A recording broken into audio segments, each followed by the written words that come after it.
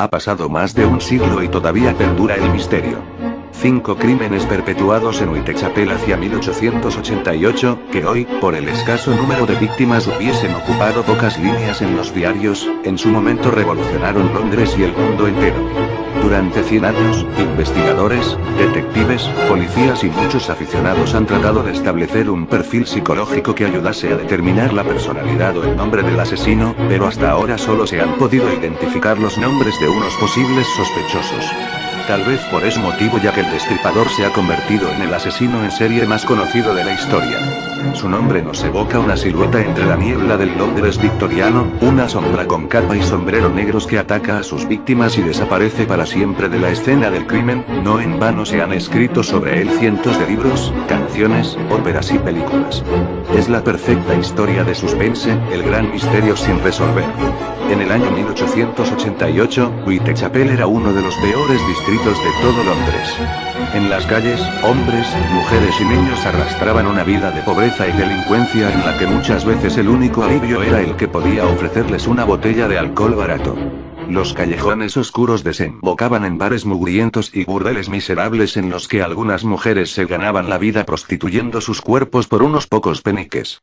Fue precisamente aquí, en el East End londinense, donde tuvo lugar el breve reinado de terror del temido descuartizador que firmaba sus crímenes como Jack el Destripador.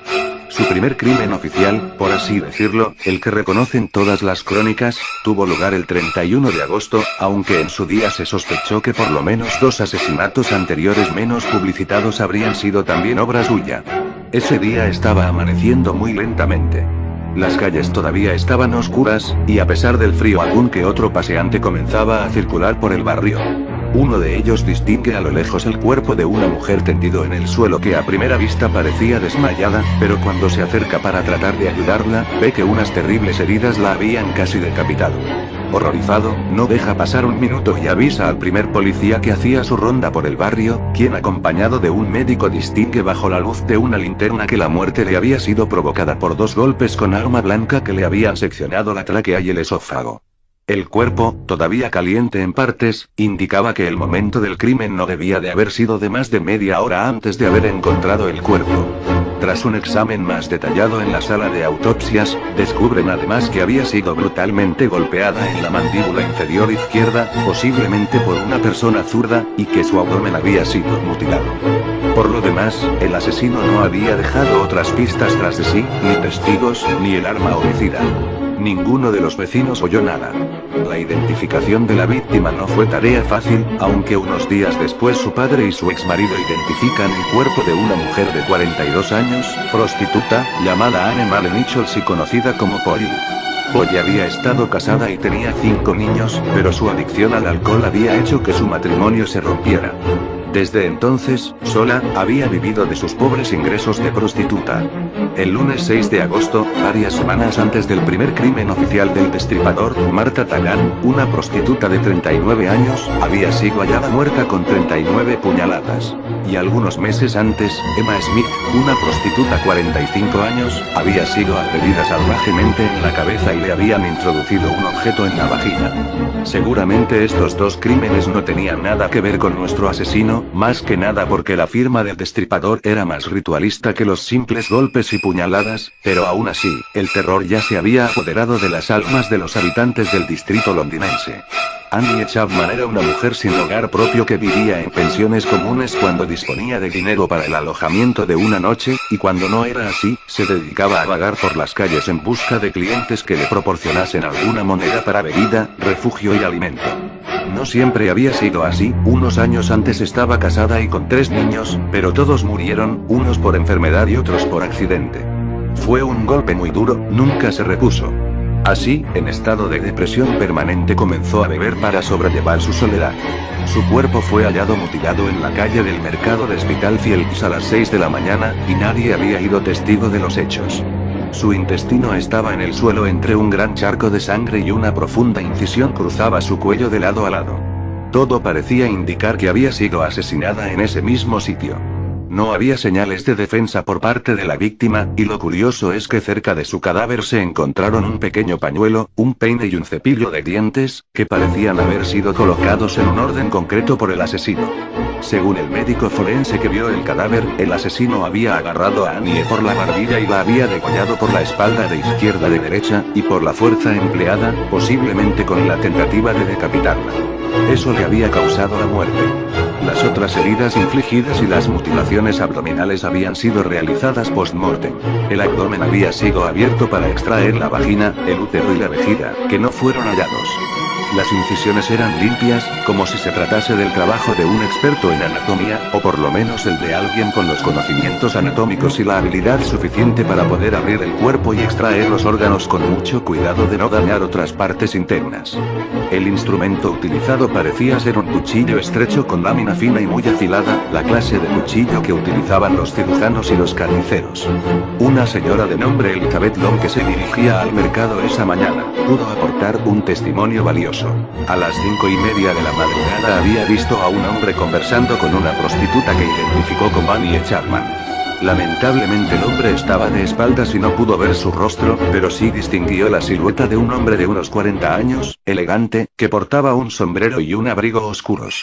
La hora de la muerte se estima entonces entre las 5:30 y las 6 de la mañana, hora en la que fue descubierto el cadáver, lo que significaba que el asesino actuaba rápidamente y con gran precisión. La falta de indicios hacía que la investigación avanzase lentamente. Todo el mundo había relacionado las muertes entre ellas, y a pesar de que la policía se mantenía en el más absoluto de los silencios, los periódicos no dejaban de alimentar cada rumor escuchado, lo que servía para aumentar la cólera y el miedo de los vecinos. Desde Scotland Yard se llegó a ofrecer una gratificación para quien aportase algún dato válido sobre la identidad del asesino, pero lo único que consiguieron fue que los vecinos aprovechasen sus diferencias y se denunciasen entre ellos, deteniendo simplemente a algunos falsos culpables, excéntricos o alcohólicos que aseguraba ser el descuartizador de prostitutas, aunque tras numerosas investigaciones y por el hecho de que todos carecían de habilidades médicas o que tenían coartadas, no tardaban en recuperar la libertad. El 25 de septiembre, la Agencia Estatal de Noticias recibió una nota en tinta roja firmada por el propio Jack el Destripador, cuyo contenido era: querido jefe, desde hace días oigo que la policía me ha cogido, pero en realidad todavía no me han pescado. No soporto a cierto tipo de mujeres y no dejaré de destriparlas hasta que haya terminado con ellas. El último es un magnífico trabajo, a la dama en cuestión no le dio tiempo a chillar. Me gusta mi trabajo y estoy ansioso de empezar de nuevo, pronto tendrá noticias mías y de mi gracioso jueguecito, firmado Jack el Destripador, desde el infierno. A partir de entonces seguiría escribiendo cartas y poemas destinados al jefe de la policía londinense, jactándose de su habilidad para escabullirse en la oscuridad de las calles y evitar ser atrapado por la multitud que le perseguía, o haciendo alarde de la perfección de sus crímenes y anticipando otros nuevos ataques, siempre seguro de sí. El domingo 30 de septiembre, se descubría otro cadáver en la calle Berner sobre la 1 de la mañana. Tras pedir ayuda a la policía, vieron que se trataba de una mujer, cuyas faldas habían sido levantadas por encima de sus rodillas. Un forense llegó a la escena del crimen con su ayudante un cuarto de hora más tarde. Entre los dos detallaron sus conclusiones de la exploración. La difunta yace sobre su lado izquierdo, su cara mira hacia la pared derecha. Sus piernas han sido separadas, y algunos miembros están todavía calientes. La mano derecha está abierta sobre el pecho y cubierta de sangre, y la izquierda está parcialmente cerrada sobre el suelo. El aspecto de la cara era bastante apacible, la boca ligeramente abierta. En el cuello hay una larga incisión que comienza sobre el lado izquierdo, 2,5 pulgadas por debajo del ángulo de la mandíbula, casi en línea recta, seccionando la tráquea completamente en dos, y terminándose sobre el lado contrario. El asesino no se había ensañado tanto esta vez como en las anteriores. Posiblemente había sido interrumpido mientras la degollaba y hubiese huido antes de completar su ritual. La joven prostituta fue identificada como Elizabeth Stride, de origen sueco, que había venido a Inglaterra para ganarse la vida tras el fallecimiento de su marido y sus 2 hijos en un accidente marítimo. Esta vez, varios testigos declararon haberla visto momentos antes de su muerte acompañada por un hombre de unos 30 años con pelo y bigote negros, vestido con un abrigo negro y un sombrero alto, que portaba un bulto, como un maletín. Mientras la policía se enfrentaba al hallazgo de este nuevo cadáver, a pocas calles allí un guarda nocturno descubría el cuerpo de otra víctima degollada. Su abdomen había sido abierto y los intestinos se encontraban en el suelo, además tenía varias heridas por todo el cuerpo. Los miembros estaban todavía calientes, la data de la muerte no debía ser de más de media hora desde el descubrimiento del cadáver. No había otros indicios más que un escrito con tiza blanca sobre una pared que decía: no hay por qué culpar a los judíos, supuestamente obra del asesino. Antes de que la inscripción pudiese ser fotografiada, el comisario de la policía londinense Charles Warren ordenó que fuese borrada, según él, porque se trataba de una falsa pista del criminal tratando de culpabilizar a la comunidad judía, y si algún londinense lo leía, podía provocar una revuelta contra ellos. La víctima era Kate Lowes, quien, como las demás, tenía por oficio el de la prostitución y como afición, la bebida. Sus padres habían muerto cuando ella era joven y a los 16 años se fue a vivir con un hombre, con quien tendría 3 hijos. Los malos tratos por parte de Kate obligaron a que se fuera de casa, y su adicción al alcohol la obligó a alquilar su cuerpo en las calles. Como en las muertes de Polly Nichols y Annie Chapman, la garganta de Kate había sido degollada de izquierda a derecha, le habían seccionado el vientre y extraído algunos órganos, entre ellos uno de los riñones. Después de esto, las cosas parecieron volver a la normalidad en Whitechapel. No hubo ningún otro asesinato durante un mes y las prostitutas regresaron a las calles más tranquilas. Desgraciadamente, la paz duró poco, pues el 9 de noviembre, otra mujer apareció salvajemente asesinada. Se trataba de Mary Kelly, una atractiva joven de 21 años que se dedicaba a la prostitución para poder mantenerse a ella misma y a su pareja, que se encontraba sin trabajo. Esa mañana, el locatario subió a la habitación de Mary para cobrar el alquiler mensual, pero nadie contestó a su llamada. Decidió abrir la puerta él mismo, horrorizándose por lo que descubrió. Sin duda era el crimen más violento de Jack el Destripador. El cadáver estaba tumbado sobre la cama con múltiples heridas de arma blanca, completamente mutilado y con la arteria carótida seccionada. La ferocidad de este asesinato asombró a los cirujanos veteranos de policía. El médico forense necesitó varias páginas para redactar el informe de las lesiones y órganos extraídos. Este asesinato creó el pánico absoluto en el barrio, haciendo estallar episodios esporádicos de violencia en la muchedumbre. La actividad policial era frenética, cada rincón fue registrado, cada sospechoso detenido e interrogado a fondo, pero no por eso la policía dejaba de ser duramente criticada. Nunca más se volvió a saber del asesino.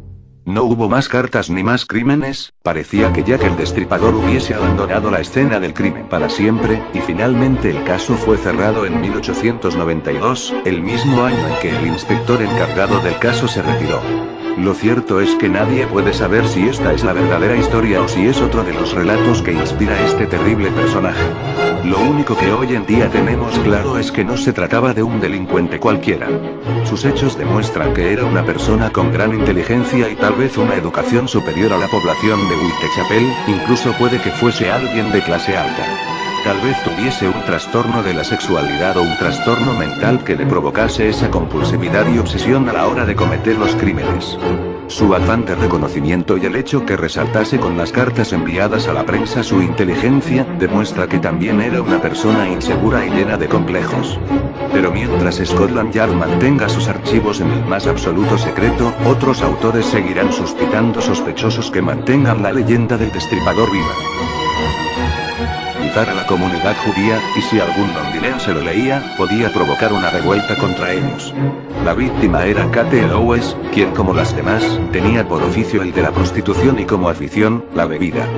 Sus padres habían muerto cuando ella era joven y a los 16 años se fue a vivir con un hombre, con quien tendría 3 hijos. Los malos tratos por parte de Kate obligaron a que se fuera de casa, y su adicción al alcohol la obligó a alquilar su cuerpo en las calles. Como en las muertes de Polly Nichols y Annie Chapman, la garganta de Kate había sido degollada de izquierda a derecha, le habían seccionado el vientre y extraído algunos órganos, entre ellos uno de los riñones. Después de esto, las cosas parecieron volver a la normalidad en Whitechapel. No hubo ningún otro asesinato durante un mes y las prostitutas regresaron a las calles más tranquilas. Desgraciadamente, la paz duró poco, pues el 9 de noviembre, otra mujer apareció salvajemente asesinada. Se trataba de Mary Kelly, una atractiva joven de 21 años que se dedicaba a la prostitución para poder mantenerse a ella misma y a su pareja, que se encontraba sin trabajo. Esa mañana, el locatario subió a la habitación de Mary para cobrar el alquiler mensual, pero nadie contestó a su llamada.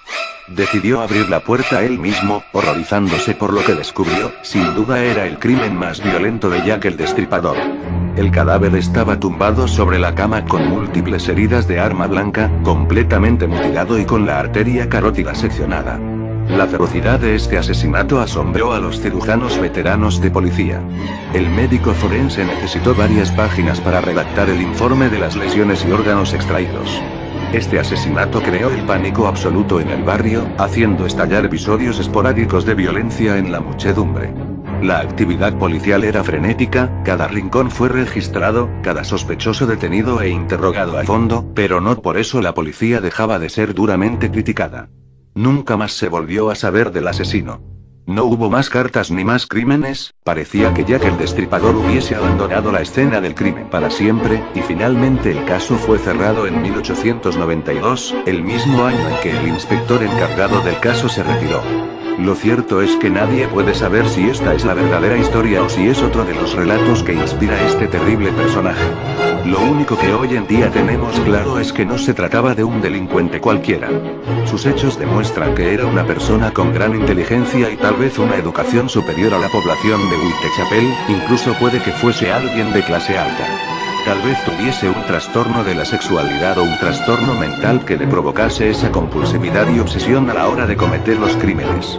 Su afán de reconocimiento y el hecho que resaltase con las cartas enviadas a la prensa su inteligencia, demuestra que también era una persona insegura y llena de complejos. Pero mientras Scotland Yard mantenga sus archivos en el más absoluto secreto, la falta de indicios hacía que la investigación avanzase lentamente. Todo el mundo había relacionado las muertes entre ellas, y a pesar de que la policía se mantenía en el más absoluto de los silencios, los periódicos no dejaban de alimentar cada rumor escuchado, lo que servía para aumentar la cólera y el miedo de los vecinos.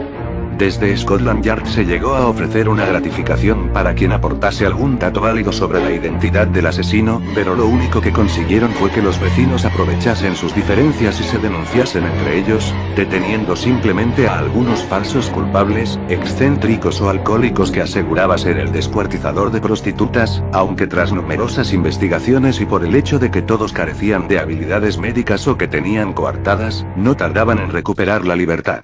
El 25 de septiembre, la Agencia Estatal de Noticias recibió una nota en tinta roja firmada por el propio Jack el Destripador cuyo contenido era: querido jefe, desde hace días oigo que la policía me ha cogido, pero en realidad todavía no me han pescado. No soporto a cierto tipo de mujeres y no dejaré de destriparlas hasta que haya terminado con ellas. El último es un magnífico trabajo, a la dama en cuestión no le dio tiempo a chillar. Me gusta mi trabajo y estoy ansioso de empezar de nuevo, pronto tendrá noticias mías y de mi gracioso jueguecito, firmado Jack el Destripador, desde el infierno. A partir de entonces seguiría escribiendo cartas y poemas destinados al jefe de la policía londinense jactándose de su habilidad para escabullirse en la oscuridad de las calles y evitar ser atrapado por la multitud que le perseguía, o haciendo alarde de la perfección de sus crímenes y anticipando otros nuevos ataques, siempre seguro de sí. El domingo 30 de septiembre, se descubría otro cadáver en la calle Berner sobre la 1 de la mañana. Tras pedir ayuda a la policía, vieron que se trataba de una mujer, cuyas faldas habían sido levantadas por encima de sus rodillas. Un forense llegó a la escena del crimen con su ayudante un cuarto de hora más tarde. Entre los dos detallaron sus conclusiones de la exploración. La difunta yace sobre su lado izquierdo, su cara mira hacia la pared derecha. Sus piernas han sido separadas, y algunos miembros están todavía calientes.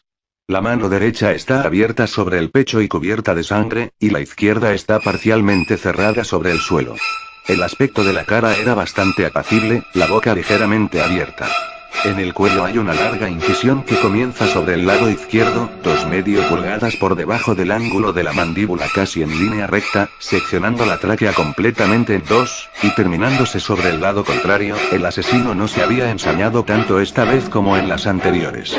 Posiblemente había sido interrumpido mientras la degollaba y hubiese huido antes de completar su ritual. La joven prostituta fue identificada como Elizabeth Stride, de origen sueco, que había venido a Inglaterra para ganarse la vida tras el fallecimiento de su marido y sus 2 hijos en un accidente marítimo. Esta vez, Barrio sigo hallada muerta con 39 puñaladas. Y algunos meses antes, Emma Smith, una prostituta 45 años, había sido agredida salvajemente en la cabeza y le habían introducido un objeto en la vagina. Seguramente estos 2 crímenes no tenían nada que ver con nuestro asesino, más que nada porque la firma del Destripador era más ritualista que los simples golpes y puñaladas, pero aún así, el terror ya se había apoderado de las almas de los habitantes del distrito londinense. Annie Chapman era una mujer sin hogar propio que vivía en pensiones comunes cuando disponía de dinero para el alojamiento de una noche, y cuando no era así, se dedicaba a vagar por las calles en busca de clientes que le proporcionasen alguna moneda para bebida, refugio y alimento. No siempre había sido así, unos años antes estaba casada y con 3 niños, pero todos murieron, unos por enfermedad y otros por accidente. Fue un golpe muy duro, nunca se repuso. Así, en estado de depresión permanente comenzó a beber para sobrellevar su soledad. Su cuerpo fue hallado mutilado en la calle del mercado de Spitalfields a las 6 de la mañana, y nadie había sido testigo de los hechos. Su intestino estaba en el suelo entre un gran charco de sangre y una profunda incisión cruzaba su cuello de lado a lado. Todo parecía indicar que había sido asesinada en ese mismo sitio. No había señales de defensa por parte de la víctima, y lo curioso es que cerca de su cadáver se encontraron un pequeño pañuelo, un peine y un cepillo de dientes, que parecían haber sido colocados en un orden concreto por el asesino. Según el médico forense que vio el cadáver, el asesino había agarrado a Annie por la barbilla y la había degollado por la espalda de izquierda a derecha, y por la fuerza empleada, posiblemente con la tentativa de decapitarla. Eso le había causado la muerte. Las otras heridas infligidas y las mutilaciones abdominales habían sido realizadas post-mortem. El abdomen había sido abierto para extraer la vagina, el útero y la vejiga, que no fueron hallados. Las incisiones eran limpias, como si se tratase del trabajo de un experto en anatomía, o por lo menos el de alguien con los conocimientos anatómicos y la habilidad suficiente para poder abrir el cuerpo y extraer los órganos con mucho cuidado de no dañar otras partes internas. El instrumento utilizado parecía ser un cuchillo estrecho con lámina fina y muy afilada, la clase de cuchillo que utilizaban los cirujanos y los carniceros. Una señora de nombre Elizabeth Long, que se dirigía al mercado esa mañana, pudo aportar un testimonio valioso. A las 5:30 de la madrugada había visto a un hombre conversando con una prostituta que identificó como Annie Chapman. Lamentablemente el hombre estaba de espaldas y no pudo ver su rostro, pero sí distinguió la silueta de un hombre de unos 40 años, elegante, que portaba un sombrero y un abrigo oscuros. La hora de la muerte se estima entonces entre las 5:30 y las 6 de la mañana, hora en la que fue descubierto el cadáver, lo que significaba que el asesino actuaba rápidamente y con gran precisión. La falta de indicios hacía que la investigación avanzase lenta. Perfecta historia de suspense, el gran misterio sin resolver. En el año 1888, Whitechapel era uno de los peores distritos de todo Londres. En las calles, hombres, mujeres y niños arrastraban una vida de pobreza y delincuencia en la que muchas veces el único alivio era el que podía ofrecerles una botella de alcohol barato. Los callejones oscuros desembocaban en bares mugrientos y burdeles miserables en los que algunas mujeres se ganaban la vida. Ha pasado más de un siglo y todavía perdura el misterio. 5 crímenes perpetuados en Whitechapel hacia 1888, que hoy, por el escaso número de víctimas hubiesen ocupado pocas líneas en los diarios, en su momento revolucionaron Londres y el mundo entero. Durante 100 años, investigadores, detectives, policías y muchos aficionados han tratado de establecer un perfil psicológico que ayudase a determinar la personalidad o el nombre del asesino, prostituyendo sus cuerpos por unos pocos peniques. Fue precisamente aquí, en el East End londinense, donde tuvo lugar el breve reinado de terror del temido descuartizador que firmaba sus crímenes como Jack el Destripador. Su primer crimen oficial, por así decirlo, el que reconocen todas las crónicas, tuvo lugar el 31 de agosto, aunque en su día se sospechó que por lo menos 2 asesinatos anteriores menos publicitados habrían sido también obra suya. Pero hasta ahora solo se han podido identificar los nombres de unos posibles sospechosos. Tal vez por ese motivo Jack el Destripador se ha convertido en el asesino en serie más conocido de la historia. Su nombre nos evoca una silueta entre la niebla del Londres victoriano, una sombra con capa y sombrero negros que ataca a sus víctimas y desaparece para siempre de la escena del crimen. No en vano se han escrito sobre él cientos de libros, canciones, óperas y películas. La perfidia estaba amaneciendo muy lentamente. Las calles todavía estaban oscuras, y a pesar del frío algún que otro paseante comenzaba a circular por el barrio. Uno de ellos distingue a lo lejos el cuerpo de una mujer tendido en el suelo que a primera vista parecía desmayada, pero cuando se acerca para tratar de ayudarla, ve que unas terribles heridas la habían casi decapitado. Horrorizado, no deja pasar un minuto y avisa al primer policía que hacía su ronda por el barrio, quien acompañó